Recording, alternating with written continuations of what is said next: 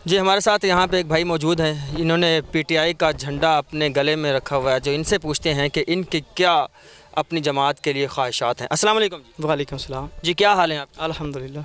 आपने इस दफ़ा पीटीआई को वोट देना वो हमें नज़र आ रहा है। तो नहीं, अल्हम्दुलिल्लाह हम तो 2002 से लेकर आज तक इंशाल्लाह पीटीआई का झंडा लेकर चल रहे हैं।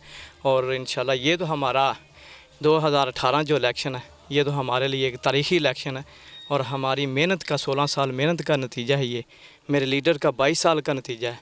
तो आपके ख्याल में इस दफ़ा यहाँ से तहरीक इंसाफ विन करेगा? विन करेगा और लीड लेगा।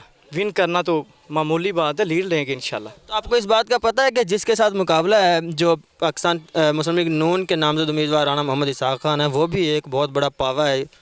नो नो, इसमें वो करप्शन ज़्यादा और नायब ज़्यादा लोग हमारे डॉक्टर अज़ीमुद्दीन और इमरान खान के साथ मुकाबला करें तो ये तो हो ही नहीं सकता। तो ये आपके ख्याल में ये होगा कि अभी एमएनए के अलावा जो ये कर्नल हाशिम रिटायर्ड डोगर हैं, जो पीपी 170 के उम्मीदवार हैं, उनके बारे में लोग चहमुगैयाँ कर रहे हैं कि वो शायद कोई ज़्यादा लीड के साथ ना आगे आएँ। मैं आज आपको बताता चलूँ कि कर्नल हाशिम जो है ना, कर्नल हाशिम इधर कम से कम 15,000 की लीड से जीतेंगे। ये इस पीपी 177 में या इस अपने गाँव में? पीपी 170 से, पीपी 177 से इंशाल्लाह 15,000 की लीड से जीतेंगे। ये सिर्फ ऐड जाता है पीटी की टिकट को।